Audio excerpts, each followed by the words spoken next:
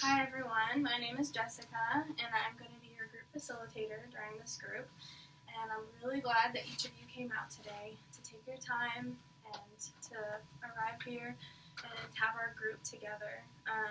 And I know that each of you have the commonality of recently being diagnosed with cancer and also experiencing a lot of anxiety about this related to this diagnosis.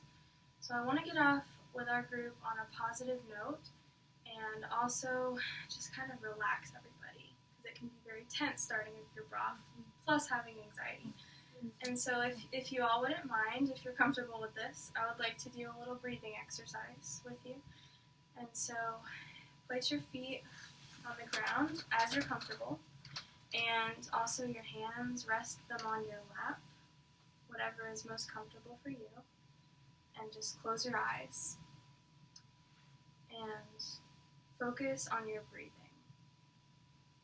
And in a moment, I'll ask you to breathe in and hold it.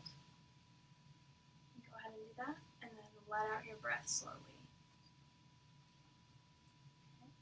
And then breathe in slowly, hold it, and then slowly let it out. Breathe in, fill all your lungs, and then slowly release it. Okay, and when you're ready, you can open your eyes. Okay, so did that kind of help everybody kind of release some anxiety and tension? Okay. All right, so next I want to just help everybody to get to know each other and get acquainted, since we will be in this group for a little while together. So I want to kind of break you up in pairs, maybe you two over here and you two over here, and I want you to give your name, introduce yourself, your first name, and then say something that makes you the most anxious, and then something that makes you the most relaxed. Okay. And afterwards, we're going to have you introduce yourselves. Okay. I'll give you about 30 seconds or so. Okay. I'm Lindsay. I'm Karen.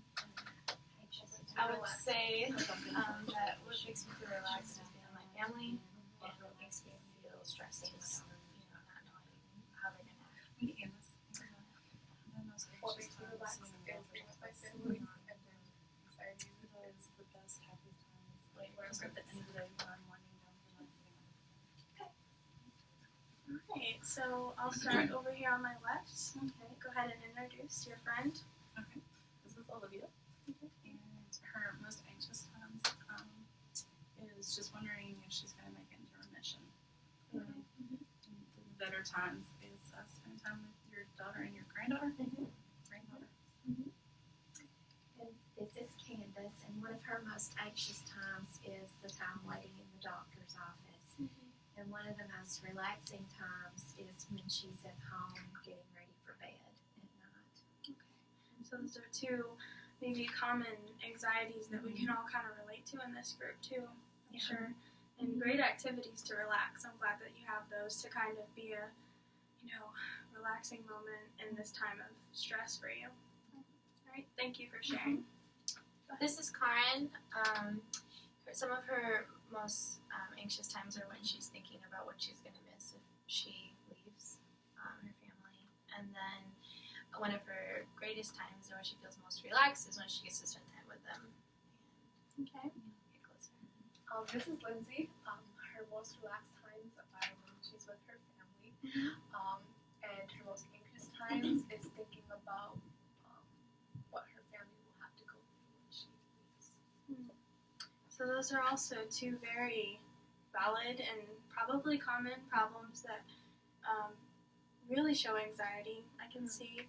But also you both had some really great tips to help you relax as well. Some activities that you enjoy doing, so I'm glad to hear that. Thank you guys for sharing that. So to start off, I want you all to get a really good idea of the purpose of our group and what brings us here.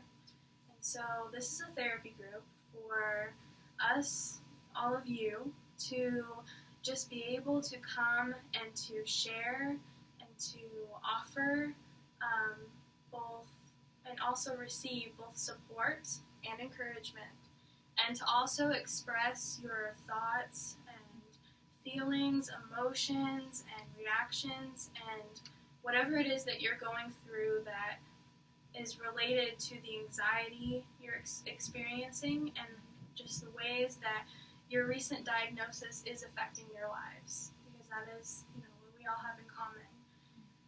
And so this will be a safe place for you all to be able to do that. And so my role as your facilitator will be to offer questions and to help everybody to be involved and to offer you some activities similar to the one we did at the beginning, some things that can help you with your anxiety throughout the week as well that you can use on your own, and also just facilitate the discussion. And your role will be to be open and honest, and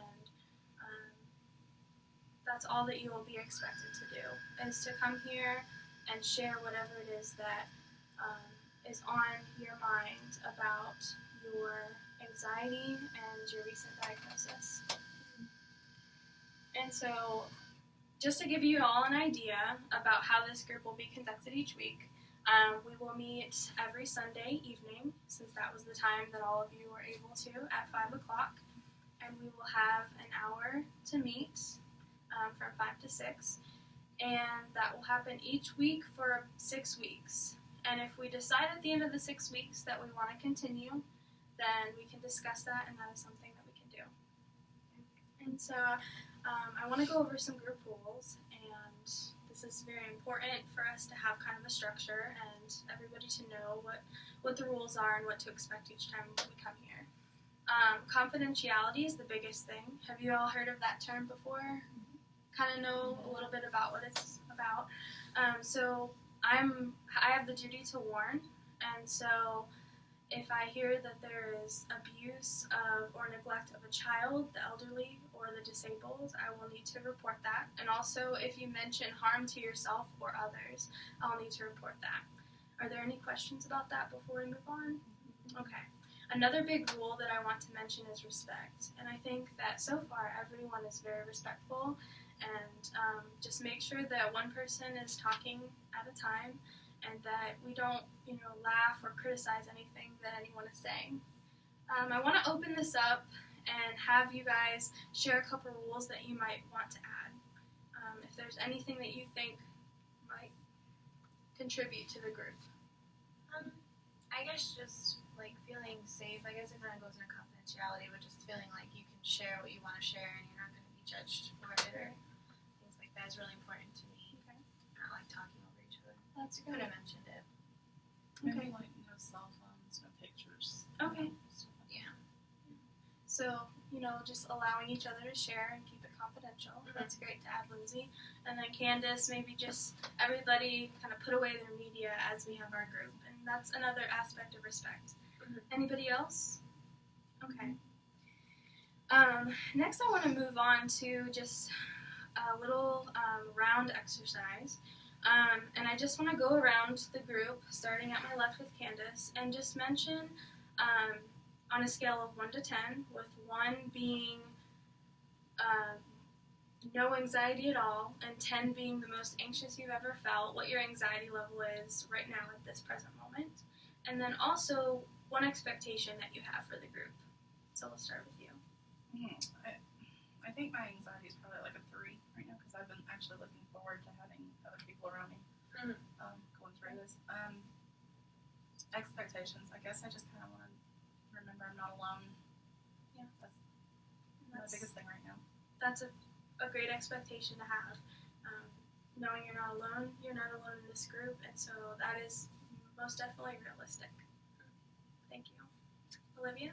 I would say about a 9.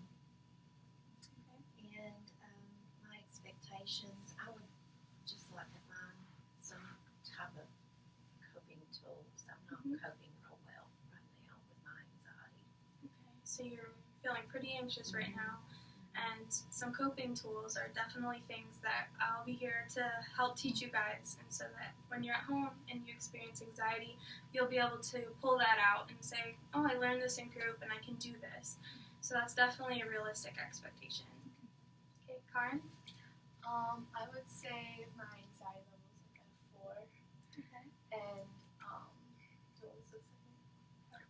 One expectation. Oh, one expectation. That's a good question because I went to go ask my brother like what his feelings were, and then we got on like this like little side discussion about what like expectations that we have at home and like everything like what my parents expect from us and all this stuff. And yeah, so we're just discussing all that. Okay, well, thank you for sharing those feelings and that moment that you had. That just reminds us that we're all on a similar journey, and so we all want to, bring our focus, really deepen our focus into this specific group and, the experiences that we are having with our anxiety in relation to our diagnosis. And so maybe just list one thing that, you expect from the group. Just be listened to. Okay, that's a great one. Yeah, you'll definitely be heard. Right. And Lindsay? I guess my anxiety would probably be around like a 6. Just being here, like Candace said, has been helpful, but I'm still anxious. So I guess just learning techniques to be able to get through my daily activities and not just be so overwhelmed all the time. Okay. So that's definitely a very realistic expectation as well, just to have a place that you can kind of talk to everybody and release. All right, thank you all for sharing that. I want to go into an activity, and so I have some sheets for you all, and this is just a little coloring activity that I have a human body, and I have also some colors. Thank you, Lindsay, for getting that. And I would like you to pick one part on the body and a color. You can each pass the colors around, and one color that represents your anxiety the most. And pick one part of your body that is affected most by the anxiety. And color in that spot. And I'll give you just a few minutes, a few seconds to do that.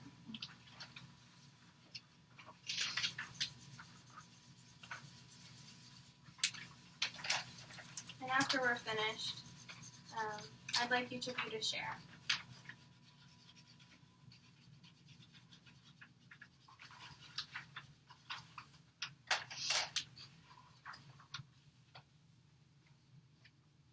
Okay, I'll go ahead and start on my left here with Candace.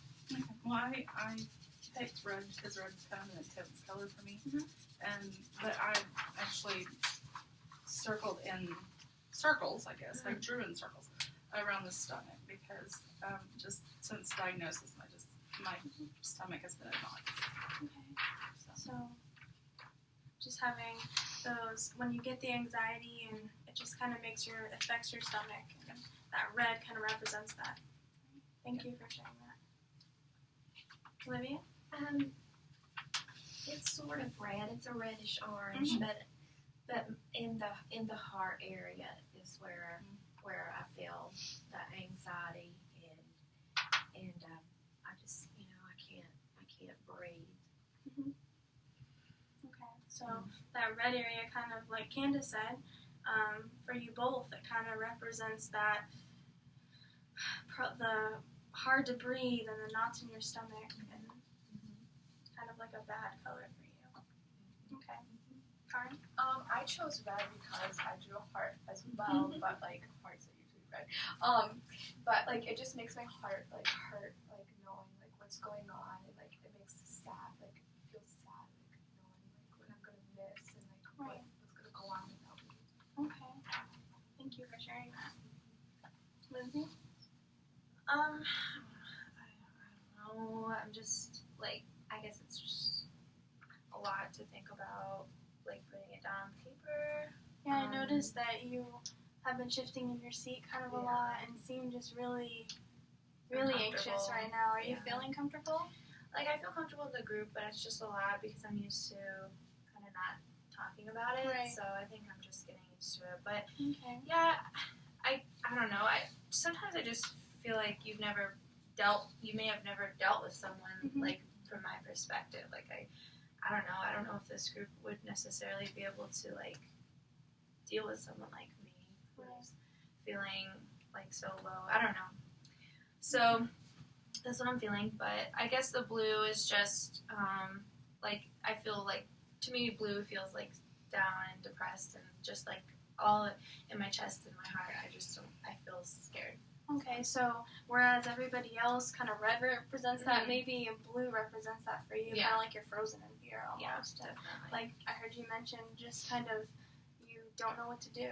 Mhm. And I also heard you mention though that the reason why you might be so nervous is just because you feel as though maybe it's hopeless, the situation, Yeah. and you just feel like you might be. Nobody else's situation will be worse. Is that correct? Yeah, I kind of feel like that. Like just I don't know. Yeah. Right. I think I feel the same way too. I just feel Okay. like sometimes I just feel like it's hopeless. There's no hope. Okay. It's hard to look towards the future, and you just feel alone. So I'm hearing kind of a common problem here that everyone is kind of feeling like now that you all have been diagnosed, you all are going through this really difficult time in your lives. You feel like there's no hope, and this is such a new thing for you all to go through. And I think this is a good time for me to emphasize that, being in group allows you to kind of have that commonality among you and share and kind of gain support from each other, because each of you are going through, like, you both have the same feeling, so each of you are kind of going through the same thing together. And so I hope that you can find maybe some strength in that. And also I want to come back to what you were saying, Lindsay, with kind of feeling hopeless and as if you are having a really hard time and like no one else, like you said, no one else is going through what maybe the extreme of anxiety that you are. And I just wanted you to know that, I have had many groups before, and based on the scale that you gave me, they had even worse anxiety, and they still got through it. That's And good to so hear. I really see strength in you and strength in each one of you, and that you will get through this. And so get through to the point of, coming to the group and being able to share. And so I definitely have hope, and I hope that each of you can find hope in that as well. As we start coming to a close with our group today, I want to go and just kind of open it up for you to maybe share a topic that you would like to talk about in future sessions. So is there anybody that has a topic on their mind? I guess one that concerns me is like how other people deal with wondering what the repercussions it's going to have on their family if they're not around. I think that's the hardest thing that I'm trying to work through is like not necessarily me not being around, but them not having me. So that might be fun to kind of see like what other people do to get over that. Okay, so maybe sharing some about what to do when you tell your family, and when how to talk to your family about the possibility of you might not be around. Okay, thank you. I think for me, like I don't know what y'all's diagnosis really is. So for me, I know that my diagnosis isn't terminal, and so sometimes I like feel guilty that even though I'm going through this and it's really hard, it's terrible. Then sometimes I feel bad because there's people that's going through it that is terminal and that they're worse, and I don't even know how to deal with my own grief, and then I go take somebody else's on. So I don't even know what that is, but it's just kind of where I've found myself thinking and going mentally. I don't know if I'm like the only person that's ever thought that. So Right. I don't know, but it's like I just sit in the waiting room, and there's just a lot of people around me, and some of them I know are terminal, and that's hard to just deal with, and then I feel guilty. Right. So maybe talking about that guilt that comes along with it, and that you're all. It seems like I see a lot of you nodding your head, and so maybe talking about the many experiences that you have, and kind of sharing and seeing how. Well, what is everyone else going? What is everyone else experiencing? Maybe that would help. definitely talk about that in the future. Anybody else before we close up? Okay, well, I want to thank everybody for coming. And like I said, next Sunday at 6 o'clock, 5 to 6, we will have our meeting again. And thank you all for coming in, and I look forward to having more sessions with you. Thank you. Thank you.